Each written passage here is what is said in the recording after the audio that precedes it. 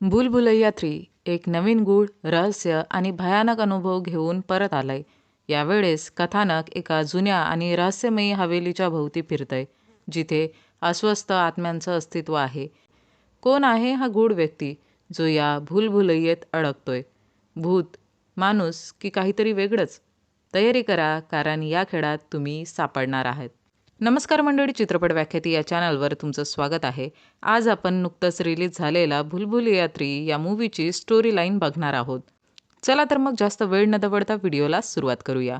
मूव्हीची सुरुवात होते 1824 मध्ये रक्तघाट इथून, जिथे आपण एका लेडीला मेरे ढोले ना सुन या सॉन्गवर डान्स करताना बघतो.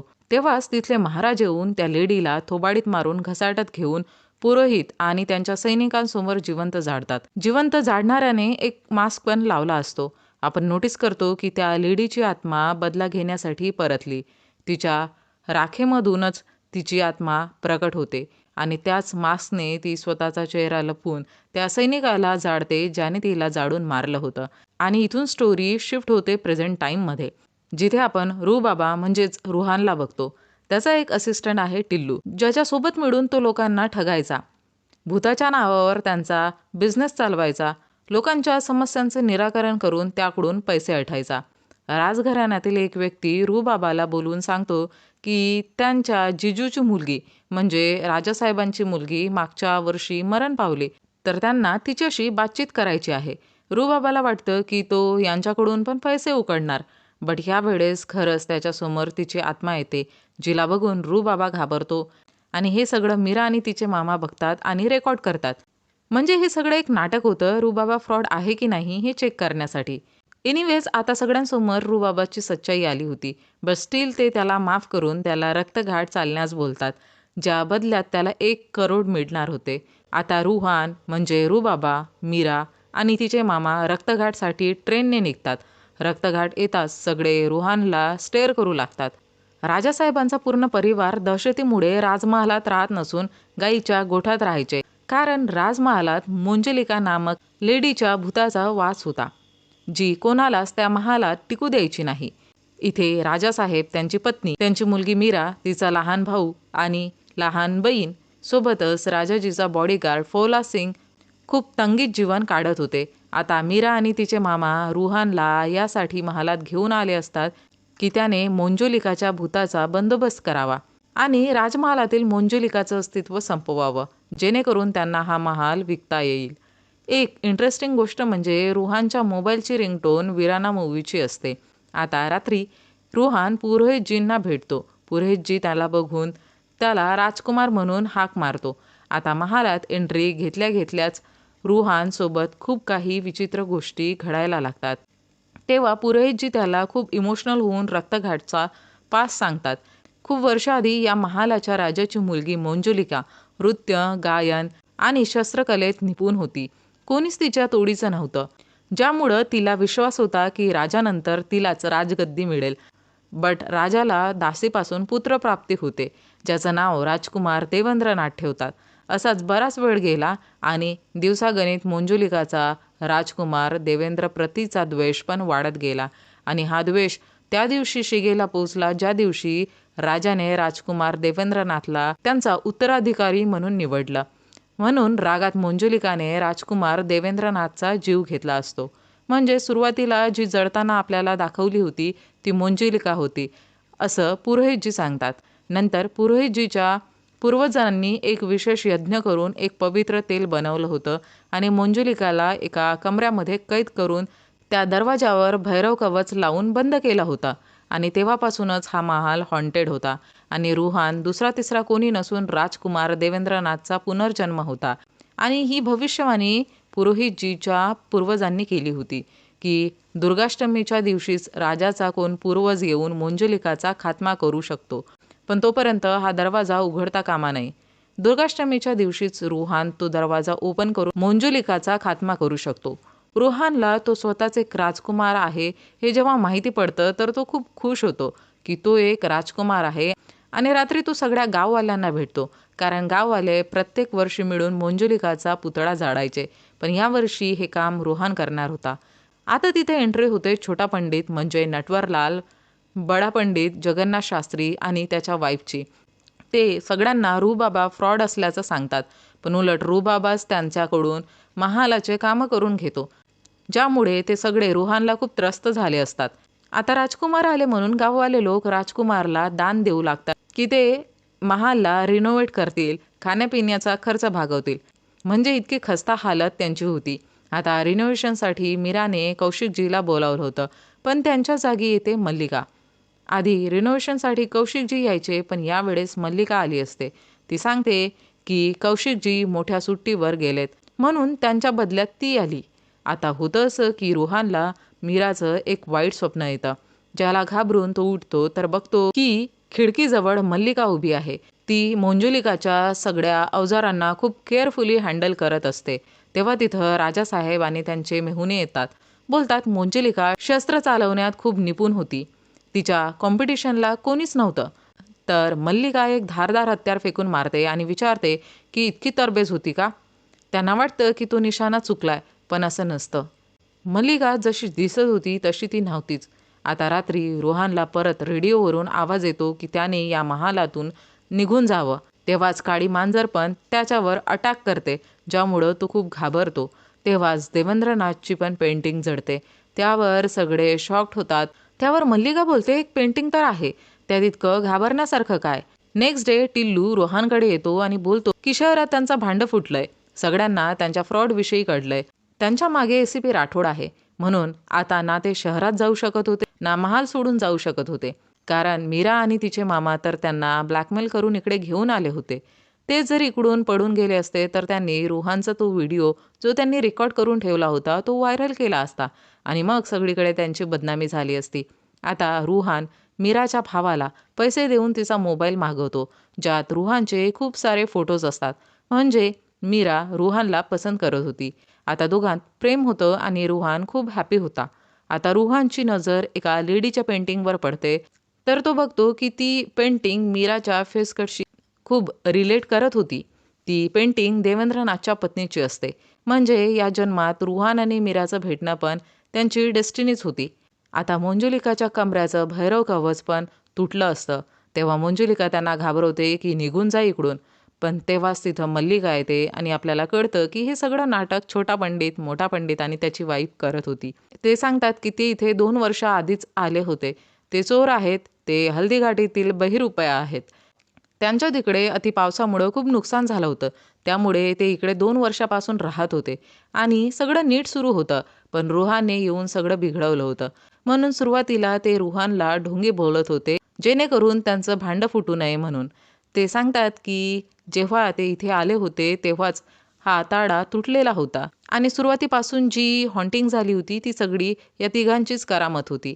म्हणजे हा मेसेज आता लोकांना सांगायचा होता की इथे काही भूत नाहीत. पण डायरेक्टली सांगितलं असतं तर राजघराण्याच्या परिवाराची खूपच चीतू झाली असती. म्हणून यज्ञाचं नाटक करून लोकांना भूत इथे नसल्याचं पटवून देण्याचं डिसाईड करतात. आता रुहान तो दरवाजा दुर्गाष्टमीच्या आधीच ओपन करण्याची ॲडवाईस देतो, ज्यात मल्लिका मंजुलिका असल्याचं नाटक करणार होती. यात छोटा पंडित, मोठा पंडित आणि त्याच्या वाईफला पण साथ द्यायची होती. बट होतं असं की मल्लिका स्ट्रेंजली रुहानवर बेंगॉलीमध्ये रागू लागते. हे खूप वियर्ड असतं. बट एनिवेज आता लोकांमध्ये हा मेसेज गेला असतो की हा महाल आता भूतमुक्त झालाय आणि म्हणून मग मोठमोठे खरीददार महाल विकत घेण्यासाठी तिथे येतात. बट अचानक मल्लिका एका जागी रिनोव्हेट करत होती. ती भिंत कोसळते आणि तिथे असतो एक सिक्रेट रस्ता आणि तिथं आपल्याला दिसतं की सेम टू सेम मंजुलिकावाला भैरव कवचवाला दरवाजा, म्हणजे एका महालात 2 दरवाजे, ज्याला बघून स्वतः पुरोहितजी पण शॉक होतात आणि त्या गेटला ओपन न करण्याची चेतावणी देऊन महालाचा इतिहास वाचण्यासाठी निघून जातात. पण रुहान राजाला उकसावून दरवाजा ओपन करायला लावतो आणि खूप सारे रेवन बर्ड्स तिथून बाहेर पडतात. आता पुरोहितजी तिथं येऊन सांगतात की खूप मोठा अनर्थ झालाय. राज्याच्या एक नसून 2 मुली होत्या, एक मंजुलिका आणि दुसरी अंजुलिका. बट अंजुलिकाचा पूर्ण इतिहासच गायब केला असतो, जी खूप शॉकिंग गोष्ट होती. आता तिथं खूप मोठं संकट येणार होतं. त्यांच्या मते एका कमऱ्यात मंजुलिका आणि दुसऱ्या कमऱ्यात अंजुलिका बंद होती. आता आपल्याला पास्टची स्टोरी दाखवली जाते, जिथं राजासाहेब, त्यांची पत्नी देवेंद्रनाथ, त्यांच्यासमोर मंजुलिका आणि अंजलिकाचा डान्स परफॉर्म होत होता. राजा या दोघी मुलींना बघून तर खुश होतो, बट स्टील राजगद्दी तो देवेंद्रनाथलाच सोपवतो, जे बघून दोन्ही बहिणींना खूप राग येतो. म्हणजे हे तिघही बहीण भाऊ होते. आता आपण बघतो की सूर्यगडची महाराणी म्हणजे मंदिरा महाल विकत घेण्यासाठी तिथं येते. तिला मंजुलिकाच्या रूममध्येच थांबायचं होतं. ती जशी तिथं जाते तिथंच आपण मल्लिकाला पण बघतो. दोघी पण एकमेकींना बघून एकमेकींचा गळा पकडतात. तर पूर्ण महालातली ते बर्ड्स मरतात आणि हे बघून सगळे लोक शॉक होतात. पुरोहितजी सांगतात की मंजुलिका त्यांना बघते आणि पुढं काय करायचं याची ती प्लॅनिंग करते. आता रुहानच त्यांना त्यांच्यापासून सुटका देऊ शकतो. मंजुलिका जी होती ती लपून वार करायची, पण मोठी बहीण अंजुलिका पुढून वार करायची. तर त्यांना आता परत यज्ञ करून ते स्पेशल तेल उत्पन्न करावं लागेल आणि आत्म्याला भस्म करावं लागेल, जे काम फक्त रुहानच करू शकतो. नेक्स्ट डे राजा सगळ्यांना चिकन बिर्याणीची मेजवानी देतो, पण ही तर काल मेलेल्या त्या कावड्यांची बिर्याणी होती. आता मीरा आणि रुहान मंदिर जाण्याबद्दल बोलतात, तर ती रागात बोलते की ती नास्तिक आहे आणि ती मंदिरात जात नाही. आता मल्लिका आणि मंदिरा फर्स्ट टाइम भेटतात. फर्स्ट मीटिंग असूनही त्या दोघींमध्ये तणाव आपण बघतो की एका सॉन्ग दरम्यान मल्लिका आणि मंदिरा रस्सी खेचची कॉम्पिटिशन करत असताना ती दोर पण तुटते आणि त्या दोघी खूप रागात असतात. आता सगळ्यांच्या मते महालातून भूत निघून गेला होता. तर राजा रुहानला पैशांचा चेक देऊन जायला बोलतो, पण रुहानला तर मीरावर प्रेम होतं, तर तो कसा जाणार होता. तर तो राजासाहेबांची पत्नीची आत्मा त्यामध्ये आली असं नाटक करून राजाला मीरा आणि त्याच्या लग्नासाठी कन्व्हिन्स करतो. मामा पण खुश असतो या दोघांसाठी. आता छोटा पंडितला एक पेंटिंग मिळते, तो ती मीराला दाखवतो. त्यावर मंजुलिका लिहिलेलं असते. आता ही मिस्ट्री सॉल्व्ह होणार होती, पण मल्लिका त्यावर रेड पेंट पाडून ती खराब करते, की कधी हे सत्य बाहेर येऊ नये म्हणून, की मंजुलिका कोण होती. मीराला आता तिच्यावर डाऊट यायला लागतो. मामाजी काही ट्रॅडिशनल ड्रेसेस रुहानला लग्नासाठी दाखवत असतात, तर त्या ड्रेसेसमधून एक हात येऊन मामाजींचा गळा पकडतात, ज्याला घाबरून टिट्टू, मामाजी आणि रुहान पडतात. पण बाहेर एक कंपनी या महालासाठी 800 करोडची डील घेऊन आली असते, पण राजाला ते पैसे कमी वाटतात, तर ते तो चेक फाडून फेकून देतात. मग जेव्हा त्यांना भूत गेलं नसल्याचं समजतं, तर राजासाहेब रडू लागतात की आता परत त्यांना गरिबांचं जीवन जगायची इच्छा नाही. आता राजाला रुहानची पण रियालिटी माहिती पडते. रुहान राजाला सजेस्ट करतो की आपण आताही हा महाल मंदिराला विकू शकतो. ती या महालासाठी 1000 करोड द्यायला रेडी होती, बट ती साईन फक्त दुर्गाष्टमीच्या दिवशीच करणार होती. बट अचानक तिथं विकी खन्ना नामक एक बिझनेसमॅन येऊन या महालासाठी इन्स्टंट डील करतो, पण रात्री ती सेम आत्मा येऊन विकी खन्नाचा जीव घेतो.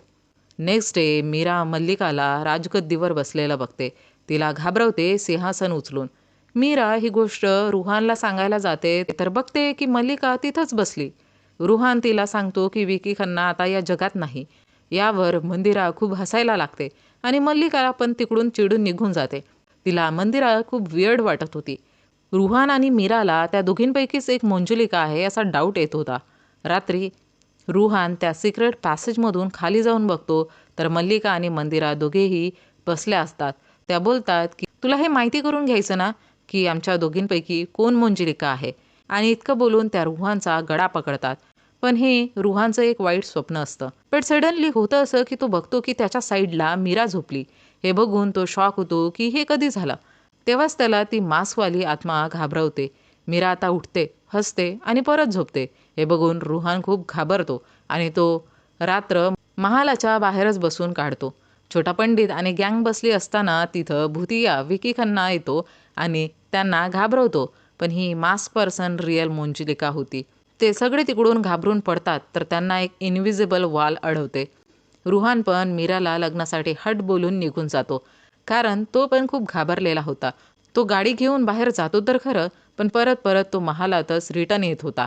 इनफॅक्ट छोटा पंडित पण सेम करत होता आणि त्यांच्यासोबत पण हेच घडत होतं. याच दरम्यान एक ट्रॅजेडी होते की छोटा पंडित पहाडावरून खाली पडतो. आता पुरोहितजीने पण ते स्पेशल तेल रेडी केलं असतं आणि पुरोहितजीला सुरुवातीपासूनच रुहानची रियालिटी माहिती होती, बट स्टील त्यांना वाटत होतं की रुबाबास या मॅटरमध्ये काही करू शकतो. आता जे तेल त्या आत्म्यावर शिंपडायचं होतं ते स्पेशल तेल मोठा पंडित आणि त्याची वाईफ डोक्याला लावतात. त्यानंतर सगळ्या विचित्र गोष्टी घडायला लागतात. मीराला स्वप्न पडतं की ती स्वतःला पेटवते. रुहान तिच्या साईडलाच उभा असतो. समहाऊ रुहान तिला शुद्धीवर आणतो. पण मीराला काहीच आठवत नाही. फक्त एवढं आठवतं की ती लास्ट टाईम मंदिरासोबत होती. आता रुहान मंदिराला रागू लागतो तर तेवढ्यातच अचानक मल्लिका मंदिराला उचलून वरती घेऊन जाते आणि खाली पाडते आणि बोलते की तीच मंजुलिका आहे. आता ती रुहानला मारणारच तर त्याने ते तेल टाकून आग लावली असते. त्याला वाटतं की तो वाचलाय. पण तेव्हा मंदिरा हसू लागते की तीच रिअल मंजुलिका आहे आणि त्याने दुसऱ्याच बहिणीला मारलंय. ज्या पेंटिंगला लाल रंगाने खराब केलं होतं तिला शहरात रिस्टोर करायला पाठवलं असतं. त्या पेंटिंगचा फोटो मोबाईलवर आला असतो तर कळतं की मंजुलिका मल्लिकाच होती. तिथं त्यांना वाचवायला छोटा पंडित जवानच्या रूपात येतो, ज्याला मारून पिटून मल्लिका ठीक करते. रुहान त्याच्यावर पण तेल टाकणार होता तर मंदिरात त्याला थांबवते की हे सगळं चुकीचं आहे आणि मंडळी इथे उघडतात मूवीचे सगळे रहस्य. ॲक्च्युली मल्लिका आणि मंदिरा या दोघीही ह्युमनच होत्या. पण त्या दिवशी दरवाजा ओपन झाल्यामुळं त्या पजेस झाल्या होत्या आणि त्यांना पजेस करणारी आत्मा राजकुमार देवेंद्रनाथची होती. ॲक्च्युली देवेंद्रनाथ मुलाच्या रूपात एक मुलगीच होती. त्याच्यात मुलाच्या एकही क्वालिटीज नव्हत्या.